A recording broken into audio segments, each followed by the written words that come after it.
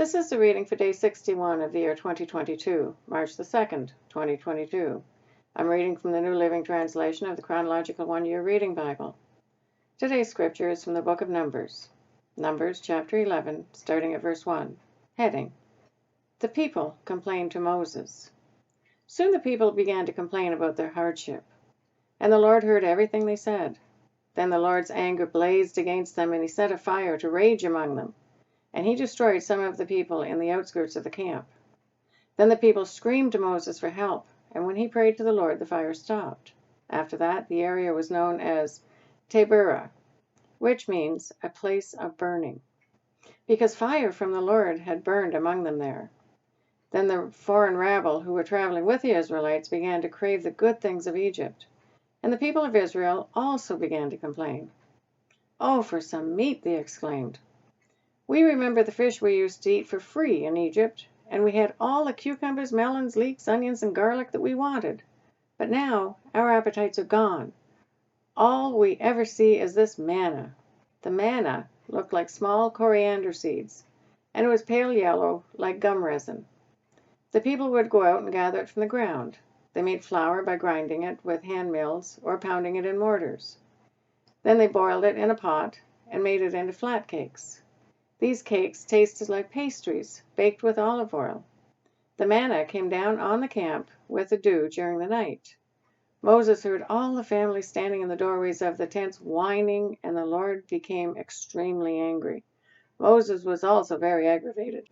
And Moses said to the Lord, "Why are you treating me, your servant, so harshly? Have mercy on me. What did I do to deserve the burden of all these people? Did I give birth to them? Did I bring them into the world? Why did you tell me to carry them in my arms like a mother carries a nursing baby? How can I carry them to the land you swore to give their ancestors? Where am I supposed to get meat for all these people? They keep whining to me, saying, 'Give us meat to eat.' I can't carry all these people by myself. The load is far too heavy. If this is how you intend to treat me, just go ahead and kill me. Do me a favor and spare me this misery." Heading: Moses chooses 70 leaders. Then the Lord said to Moses, "Gather before me 70 men who are recognized as elders and leaders of Israel. Bring them to the tabernacle to stand there with you. I will come down and talk to you there. I will take some of the Spirit that is upon you, and I will put the Spirit upon them also. They will bear the burden of the people along with you, so you will not have to carry it alone. And say to the people, 'Purify yourselves, for tomorrow you will have meat to eat.' You were whining, and the Lord heard you when you cried, 'Oh, for some meat! We were better off in Egypt.' Now the Lord will give you meat, and you will have it to eat. And it won't be for just a day or two, or for 5 or 10, or even 20. You will eat it for a whole month until you gag and are sick on it. For you have rejected the Lord who is here among you, and you have whined to him, saying, 'Why did we ever leave Egypt?'" But Moses responded to the Lord, "There are 600,000 foot soldiers here with me, and yet you say, 'I will give them meat for a whole month.' Even if we butchered all our flocks and herds, would that satisfy them? Even if we caught all the fish in the sea, would that be enough?" Then the Lord said to Moses, "Has my arm lost its power? Now you will see whether or not my word comes true." So Moses went out and reported the Lord's words to the people. He gathered the 70 elders and stationed them around the tabernacle. And the Lord came down in the cloud and spoke to Moses. Then he gave the 70 elders the same spirit that was upon Moses. And when the Spirit rested upon them, they prophesied. But this never happened again. 2 men, Eldad and Medad, had stayed behind in the camp. They were listed among the elders, but they had not gone out to the tabernacle. Yet the Spirit rested upon them as well, so they prophesied there in the camp. A young man ran and reported to Moses, "Eldad and Medad are prophesying in the camp." Joshua, son of Nun, who had been Moses' assistant since his youth, protested, "Moses, my master, make them stop." But Moses replied, "Are you jealous for my sake? I wish that all the Lord's people were prophets, and that the Lord would put his Spirit upon them all." Then Moses returned to the camp with the elders of Israel. Heading: The Lord sends quail. Now the Lord sent a wind that brought quail from the sea and let them fall all around the camp. For miles in every direction there were quail flying about 3 feet above the ground.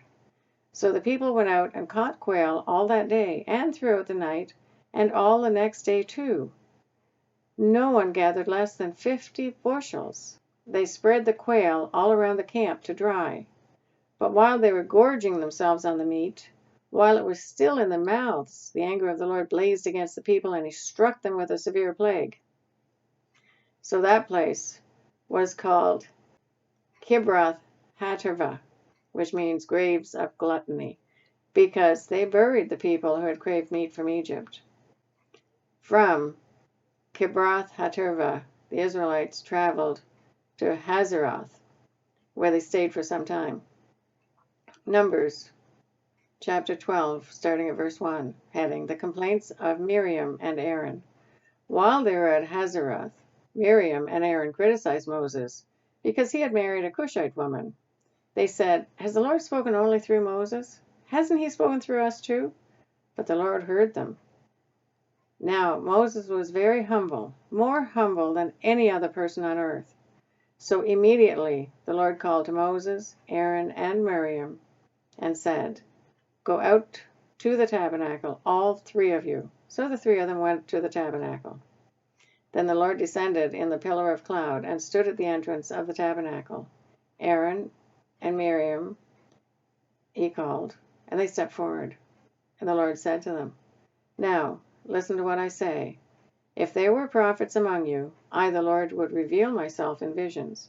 I would speak to them in dreams, but not with my servant Moses. Of all my house, he is the one I trust. I speak to him face to face, clearly, and not in riddles. He sees the Lord as he is. So why were you not afraid to criticize my servant Moses? The Lord was very angry with them, and he departed. As the cloud moved from above the tabernacle, there stood Miriam, her skin as white as snow from leprosy. When Aaron saw what had happened to her, he cried out to Moses, Oh, my master, please don't punish us for this sin we have so foolishly committed. Don't let her be like a stillborn baby, already decayed at birth. So Moses cried out to the Lord, Oh God, I beg you, please heal her. But the Lord said to Moses, If her father had done nothing more than spit in her face, wouldn't she be defiled for 7 days? So keep her outside the camp for 7 days, and after that she may be accepted back. So Miriam was kept outside the camp for 7 days, and the people waited until she was brought back before they traveled again. Then they left Hazeroth and camped in the wilderness of Paran. Numbers chapter 13, starting at verse 1. Heading, 12 Scouts Explore Canaan. The Lord now said to Moses, Send out men to explore the land of Canaan, the land I am giving to the Israelites. Send 1 leader from each of the 12 ancestral tribes. So Moses did as the Lord commanded him. He sent out 12 men, all tribal leaders of Israel, from their camp in the wilderness of Paran. These were the tribes and the names of their leaders. From the tribe of Reuben, Shammua, son of Zakur. From the tribe of Simeon, Shephut, son of Hori. From the tribe of Judah, Caleb, son of Jephunneh. From the tribe of Issachar, Igal, son of Joseph. From the tribe of Ephraim, Hoshea, son of Nun. From the tribe of Benjamin, Palti, son of Raphu. From the tribe of Zebulun, Gediel, son of Sodi. From the tribe of Manasseh, son of Joseph, Gerdi, son of Susi. From the tribe of Dan, Amiel, son of Gamali. From the tribe of Asher, Sethur, son of Michael. From the tribe of Naphtali, Nabi, son of Vosi. From the tribe of Gad, Joel, son of Maki. These are the names of the men Moses sent out to explore the land. Moses called Hoshea, son of Nun, by the name Joshua. Moses gave the men these instructions as he sent them out to explore the land. Go north through the Negev into the hill country. See what the land is like and find out whether the people living there are strong or weak, few or many. See what kind of land they live in. Is it good or bad? Do their towns have walls, or are they unprotected like open camps? Is the soil fertile or poor? Are there many trees? Do your best to bring back samples of the crops you see. It happened to be the season for harvesting the first ripe grapes. So they went up and explored the land from the wilderness of Zin as far as Rehob, near Lebo-Hamath. Going north, they passed through the Negev and arrived at Hebron, where Ahiman, Sheshai, and Talmai, all descendants of Anak, lived. The ancient town of Hebron was founded 7 years before the Egyptian city of Zoan. When they came to the valley of Eshcol, they cut down a branch with a single cluster of grapes so large that it took 2 of them to carry it on a pole between them. They also brought back samples of the pomegranates and figs. That place was called the Valley of Eshcol, which means cluster, because of the cluster of grapes the Israelite men cut there. Heading: The Scouting Report.